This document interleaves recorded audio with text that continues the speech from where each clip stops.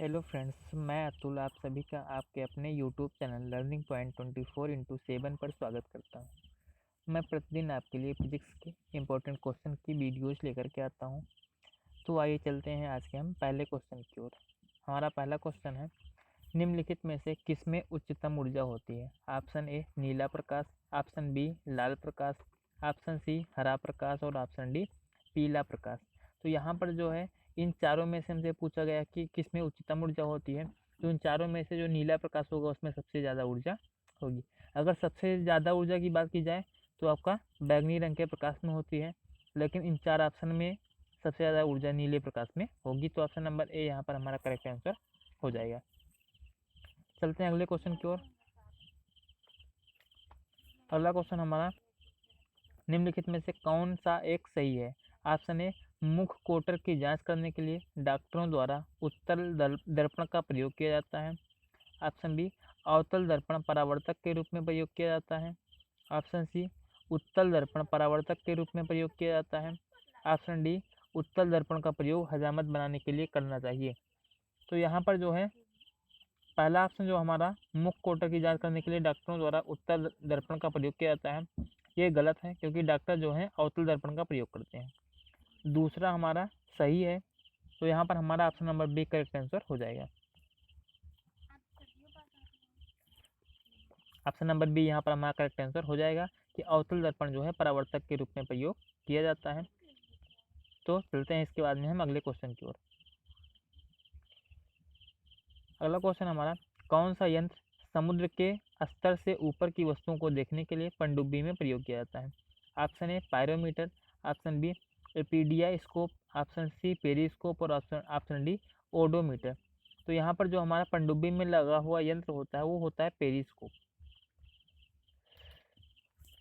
Periscope होता है जो समुद्र के स्तर से ऊपर की वस्तुओं को देखने के लिए प्रयोग किया जाता है और पनडुब्बी में लगा होता है। तो ऑप्शन नंबर सी यहाँ पर हमारा करेक्ट आंसर हो जाएगा। अगला क्वेश्चन है हमारा, पानी से भरे कप की तली में एक पत्थर रखा है, पत्थर की आभासी गहराई है। ऑप्शन ए इसकी वास्तविक गहराई के बराबर, ऑप्शन बी इसकी वास्तविक गहराई से कम, ऑप्शन सी इसकी वास्तविक गहराई से अधिक और ऑप्शन डी या तो ए या सी में से कोई एक। तो यहाँ पर हमारा हो जाएगा, जब भी हम कहीं पर जो है पानी के अंदर में इस किसी वस्तु को देखते हैं तो वो अपनी वास्तविक हिस्से से थोड़ा ऊपर उठी हुई दिखाई पड़ती है। यानी कि यहाँ पर जो पत्थर की आभासी गहराई होगी इसकी वास्तविक गहराई से कम होगी, यानी कि थोड़ा सा वस्तुएं हमें ऊपर उठी हुई दिखाई पड़ती हैं। तो ऑप्शन नंबर बी यहाँ पर हमारा करेक्ट आंसर हो जाएगा। अगला क्वेश्चन हमारा, प्रकाश संश्लेषण की क्रिया में होता है। ऑप्शन ए प्रकाश ऊर्जा का विद्युत ऊर्जा में रूपांतरण, ऑप्शन बी प्रकाश ऊर्जा का रासायनिक ऊर्जा में रूपांतरण, ऑप्शन सी प्रकाश ऊर्जा का जैविक ऊर्जा में रूपांतरण और ऑप्शन डी इनमें से कोई नहीं। तो प्रकाश संश्लेषण क्रिया पौधों के द्वारा की जाती है और पौधों में जो होता है प्रकाश ऊर्जा का रासायनिक ऊर्जा में रूपांतरण होता है। यानी कि पौधे प्रकाश ऊर्जा को प्रयोग करके अपना भोजन बनाते हैं, यानी कि रसायन बनाते हैं जो हमारा ग्लूकोज और साथ में ऑक्सीजन गैस बनाते हैं। तो हमारा बी यहाँ पर ऑप्शन नंबर बी जो है करेक्ट आंसर हो जाएगा। अगला क्वेश्चन हमारा, पूर्ण सूर्य ग्रहण एक बार ग्रहण रहेगा, इसमें दो बार आ गया है। पूर्ण सूर्य ग्रहण के दौरान सूर्य को सीधी आंखों से देखने पर क्षति क्यों होती है? ऑप्शन ए अल्ट्रा वायलेट प्रकाश के कारण, ऑप्शन बी प्रकाश की तीव्रता कम होने के कारण, ऑप्शन सी प्रकाश में किसी जहरीले पदार्थ के मिले होने के कारण, ऑप्शन डी इनमें से कोई नहीं। तो यहाँ पर जो हमारा पूर्ण सूर्य ग्रहण के दौरान सूर्य को जब सीधी आंखों से देखते हैं तो आंखों में क्षति होती है, उसका कारण होता है अल्ट्रा वायलेट प्रकाश के कारण। उस समय जो है सूर्य से अल्ट्रा वायलेट प्रकाश किरणें निकलती हैं जो हमारी आंखों के लिए हानिकारक होती हैं। तो ऑप्शन नंबर ए यहाँ पर हमारा करेक्ट आंसर हो जाएगा। अगला क्वेश्चन हमारा, सबसे अधिक तरंग दैर्ध्य वाला प्रकाश है। ऑप्शन ए लाल, ऑप्शन बी हरा, ऑप्शन सी पीला और ऑप्शन डी नीला। तो जो सबसे अधिक तरंग दैर्ध्य होती है वो लाल रंग के प्रकाश की होती है, यानी कि ऑप्शन नंबर ए यहाँ पर हमारा करेक्ट आंसर हो जाएगा। जो लाल रंग का प्रकाश होता है उसकी तरंग दैर्ध्य सबसे ज़्यादा होती है और सबसे कम की बात की जाएगी तो बैगनी की सबसे कम होती है। तो ऑप्शन नंबर ए यहाँ पर हमारा करेक्ट आंसर हो जाएगा। अगला क्वेश्चन हमारा, खगोलीय दूरदर्शी से बना प्रतिबिंब होता है। ऑप्शन ए वास्तविक और बड़ा, ऑप्शन बी आभासी और बड़ा, ऑप्शन सी वास्तविक और छोटा, ऑप्शन डी आभासी और छोटा। तो जो खगोलीय दूरदर्शी से बना हुआ प्रतिबिंब होता है वो हमारा आभासी और बड़ा होता है। वस्तु से बड़ा और आभासी प्रतिबिंब बनता है खगोलीय दूरदर्शी के द्वारा। तो ऑप्शन नंबर बी यहाँ पर हमारा करेक्ट आंसर हो जाएगा। और खगोलीय दूरदर्शी का प्रयोग कहाँ पर करते हैं? जो खगोलीय पिंड होते हैं हमारे, जैसे सूर्य, चंद्रमा, तारे, इन सबको देखने के लिए खगोलीय दूरदर्शी का प्रयोग किया जाता है। तो ऑप्शन नंबर बी इसका हमारा करेक्ट आंसर हो जाएगा। अगला क्वेश्चन हमारा, इंद्रधनुष की दोनों सीमांत वर्ण पट्टियां होती हैं, यानी कि ये सबसे निचली और सबसे ऊपरी पट्टी की बात कर रहा है। तो ऑप्शन ए है बैगनी और हरा, ऑप्शन बी है आसमानी और नीला, ऑप्शन सी है पीला और नारंगी, ऑप्शन डी है बैगनी और लाल। तो इंद्रधनुष में सबसे नीचे जो हमारा बैगनी कलर होता है, सबसे नीचे बैगनी कलर होता है और सबसे ऊपर जो है लाल रंग होता है, यानी कि ऑप्शन नंबर डी यहाँ पर हमारा करेक्ट आंसर हो जाएगा। सबसे नीचे हमारा बैगनी होता है और सबसे ऊपर जो है लाल रंग होता है। इसके बीच में हमारी 7 पट्टियां अलग होती हैं, और अगर इनका रंग हमें देखना हो हमारा होता है विव की ओर से।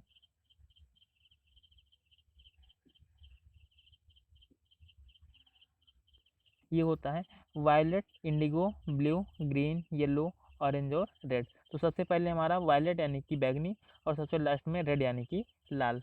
तो इंद्रधनुष की दोनों सीमांत वर्ण पट्टियां जो होती हैं वो बैगनी और लाल रंग की होती हैं। तो ऑप्शन नंबर डी यहाँ पर हमारा करेक्ट आंसर हो जाएगा। अगला क्वेश्चन है हमारा, किसी व्यक्ति का पूरा प्रतिबिंब देखने के लिए समतल दर्पण की न्यूनतम ऊंचाई कितनी होनी चाहिए? ऑप्शन ए व्यक्ति की ऊंचाई के बराबर, ऑप्शन बी व्यक्ति की ऊंचाई की आधी, ऑप्शन सी व्यक्ति की ऊंचाई का 2 गुना, और ऑप्शन डी इनमें से कोई नहीं। तो जो अगर किसी व्यक्ति का हमें समतल दर्पण में प्रतिबिंब देखना है तो दर्पण की ऊंचाई जो है व्यक्ति की ऊंचाई की आधी होनी चाहिए। यानी कि अगर किसी भी वस्तु को हमें दर्पण में देखना है, समतल दर्पण में, तो उसकी अगर आधी ऊंचाई का दर्पण रहेगा तो हमें पूरी वस्तु उसमें दिखाई पड़ेगी। तो ऑप्शन नंबर बी यहाँ पर हमारा करेक्ट आंसर हो जाएगा। अगला क्वेश्चन है हमारा, अभिसारी लेंस वह होता है जो ऑप्शन ए किरणें फैलाता है, ऑप्शन बी किरणें एकत्रित करता है, ऑप्शन सी काल्पनिक प्रतिबिंब बनाता है, और ऑप्शन डी वास्तविक प्रतिबिंब बनाता है। तो अभिसारी लेंस यानी कि जो किरणों को एकत्रित करता हो, एक बिंदु पर केंद्रित करता हो, उसे हम अभिसारी लेंस कहते हैं। यानी कि ऑप्शन नंबर बी यहाँ पर हमारा करेक्ट आंसर हो जाएगा। और इसे हम उत्तल लेंस भी कहते हैं। उत्तल लेंस जो होता है वो हमारा अभिसारी लेंस होता है। तो ऑप्शन नंबर बी यहाँ पर हमारा करेक्ट आंसर हो जाएगा। अगला क्वेश्चन है, अपसारी लेंस वह होता है जो ऑप्शन ए किरणें फैलाता है, ऑप्शन बी किरणें एकत्रित करता है, ऑप्शन सी काल्पनिक प्रतिबिंब बनाता है, ऑप्शन डी वास्तविक प्रतिबिंब बनाता है। तो अपसारी लेंस वह होता है जो अभिसारी में हमने देखा कि जो किरणों को एकत्रित करता हो, और अपसारी में होता है जो किरणों को फैलाता है यानी कि अपसरित करता है, उसे हम अपसारी लेंस कहते हैं। और इसे हम अवतल लेंस भी कहते हैं। अवतल लेंस जो है हमारा अपसारी लेंस होता है। तो ऑप्शन नंबर ए यहाँ पर हमारा करेक्ट आंसर हो जाएगा। अगला क्वेश्चन है, दूर दृष्टि दोष से पीड़ित व्यक्ति को ऑप्शन ए दूर की वस्तुएं नहीं दिखाई देती हैं, ऑप्शन बी निकट की वस्तुएं नहीं दिखाई देती हैं, ऑप्शन सी वस्तुएं तिरछा दिखाई देती हैं, और ऑप्शन डी वस्तुएं उल्टी दिखाई देती हैं। तो यहाँ पर जो दूर दृष्टि से पीड़ित व्यक्ति होता है उसको दूर की वस्तुएं तो दिखाई पड़ती हैं परंतु निकट की वस्तुएं नहीं दिखाई पड़ती हैं। तो ऑप्शन नंबर बी यहाँ पर हमारा करेक्ट आंसर हो जाएगा कि उसे निकट की वस्तुएं नहीं दिखाई पड़ती हैं जो व्यक्ति दूर दृष्टि दोष से पीड़ित होता है। तो ऑप्शन नंबर बी यहाँ पर हमारा करेक्ट आंसर हो जाएगा। और जो निकट दृष्टि दोष वाला व्यक्ति होता है उसे निकट की वस्तुएं दिखाई पड़ती हैं परंतु दूर की वस्तुएं नहीं दिखाई पड़ती हैं। अगला क्वेश्चन हमारा, निकट दृष्टि दोष से पीड़ित व्यक्ति को ऑप्शन ए दूर की वस्तुएं नहीं दिखाई देती हैं, ऑप्शन बी निकट की वस्तुएं नहीं दिखाई देती हैं, ऑप्शन सी वस्तुएं तिरछा दिखाई देती हैं, ऑप्शन डी वस्तुएं उल्टी दिखाई देती हैं। तो जो निकट दृष्टि दोष से पीड़ित व्यक्ति होता है उसे निकट की वस्तुएं तो दिखाई देती हैं परंतु दूर की वस्तुएं नहीं दिखाई देती हैं, परंतु दूर की वस्तुएं नहीं दिखाई देती हैं। यानी कि ऑप्शन नंबर ए यहाँ पर हमारा करेक्ट आंसर हो जाएगा कि वस्तु उस व्यक्ति को दूर की वस्तुएं नहीं दिखाई देंगी परंतु निकट की वस्तुएं दिखाई देंगी। अगला क्वेश्चन हमारा, अवतल लेंस किस प्रकार का होता है? ऑप्शन ए बीच में मोटा तथा किनारों पर पतला, ऑप्शन बी डिस्क के आकार का, ऑप्शन सी बीच में पतला तथा किनारों पर मोटा, ऑप्शन डी इनमें से कोई नहीं। तो जो अवतल लेंस होता है वो बीच में पतला तथा किनारों पर मोटा होता है। जो लेंस बीच में पतला तथा किनारों पर मोटा होता है उसे ही हम अवतल लेंस कहते हैं। और यह प्रकाश की किरणों को फैलाने का कार्य करता है। तो ऑप्शन नंबर सी यहाँ पर हमारा करेक्ट आंसर हो जाएगा। अगला क्वेश्चन है, उत्तल लेंस किस प्रकार का होता है? ऑप्शन ए बीच में मोटा तथा किनारे पर पतला, ऑप्शन बी डिस्क के आकार का, ऑप्शन सी बीच में पतला तथा किनारों पर मोटा, ऑप्शन डी इनमें से कोई नहीं। तो जो उत्तल लेंस होता है वो बीच में मोटा होता है और किनारों पर पतला होता है, उसे हम उत्तल लेंस कहते हैं। उत्तल लेंस हमारा इस तरह से बना होता है, इस तरह से, और जो अवतल लेंस होता है वो इस तरह से बना होता है। ये हमारा अवतल लेंस होता है, ये हमारा उत्तल लेंस होता है। तो उत्तल लेंस बीच में मोटा तथा किनारों पर पतला होता है, यानी कि ऑप्शन नंबर ए यहाँ पर हमारा करेक्ट आंसर हो जाएगा। अगला क्वेश्चन हमारा, घड़ी साज घड़ी के बारीक पुर्जों को देखने के लिए किसका उपयोग करता है? Option A photo camera, option B आवर्धक लेंस, ऑप्शन सी संयुक्त सूक्ष्मदर्शी, ऑप्शन डी दूरदर्शी। तो जो घड़ी साज होता है वो बारीक पुर्जों को देखने के लिए आवर्धक लेंस का प्रयोग करता है। और आवर्धक लेंस का जो मेन मतलब होता है वो उत्तल लेंस से होता है। जो उत्तल लेंस होता है वो आवर्धक लेंस के रूप में प्रयोग में लाया जाता है। तो ऑप्शन नंबर बी यहाँ पर हमारा करेक्ट आंसर हो जाएगा। अगला क्वेश्चन है, स्नेल का नियम किससे संबंधित है? ऑप्शन ए अपवर्तन से, ऑप्शन बी परावर्तन से, ऑप्शन सी ध्रुवण से और ऑप्शन डी व्यतिकरण से। तो जो स्नेल का नियम संबंधित है वो है हमारा परावर्तन से। सॉरी, एक मिनट, इस वाले क्वेश्चन का आपका आंसर हो जाएगा अपवर्तन। जो स्नेल का नियम संबंधित होता है वो अपवर्तन से संबंधित है, क्योंकि यहाँ पर जो यहाँ पर जो अपवर्तन के दो नियम होते हैं। पहला तो होता है हमारा कि आपतित किरण, अपवर्तित किरण और अभिलंब तीनों एक ही तल में स्थित होते हैं। और दूसरा नियम हमारा होता है कि आपतन कोण की ज्या साइन आई और अपवर्तन कोण की ज्या साइन आर का अनुपात एक नियतांक होता है, जिसे हम स्नेल का नियम कहते हैं, यानी कि साइन आई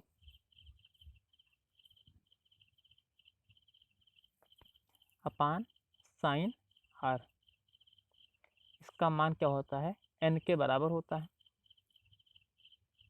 एन के बराबर होता है। और यही क्या होता है? हमारा स्नेल का नियम होता है। तो ऑप्शन नंबर ए यहाँ पर हमारा करेक्ट आंसर हो जाएगा। स्नेल का नियम जो है ये अपवर्तन का नियम होता है, अपवर्तन का दूसरा नियम होता है। अगला क्वेश्चन हमारा, फोकस दूरी होती है। ऑप्शन ए वक्रता त्रिज्या की आधी, ऑप्शन बी वक्रता त्रिज्या की एक चौथाई, ऑप्शन सी वक्रता त्रिज्या की दो गुनी और ऑप्शन डी वक्रता त्रिज्या की एक तिहाई। तो जो किसी भी दर्पण या किसी भी लेंस की फोकस दूरी होती है, एफ जिससे जिसको डिनोट करते हैं, एफ बराबर क्या होता है? r/2 होता है, r/2 होता है। और जहाँ आर हमारी जो है वक्रता त्रिज्या होती है, यानी कि फोकस दूरी जो है वक्रता त्रिज्या की आधी होती है। तो ऑप्शन नंबर ए यहाँ पर हमारा करेक्ट आंसर हो जाएगा कि फोकस दूरी वक्रता त्रिज्या की आधी होती है। तो ऑप्शन नंबर ए यहाँ पर हमारा करेक्ट आंसर हो जाएगा।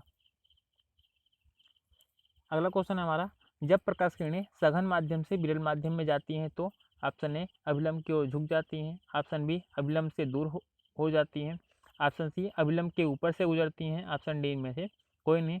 जब प्रकाश किरणें सघन माध्यम से विरल माध्यम में जाती हैं तो वो अभिलंब से दूर हो जाती हैं, यानी कि तब जो किरणें हैं वो अभिलंब से दूर हटती हुई प्रतीत होती हैं, यानी कि ऑप्शन नंबर बी यहाँ पर हमारा करेक्ट आंसर हो जाएगा।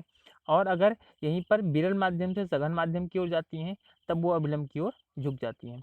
तो इस क्वेश्चन का आंसर होगा हमारा ऑप्शन नंबर बी, अभिलंब से दूर हो जाती हैं। तो ये इस वीडियो का लास्ट क्वेश्चन था।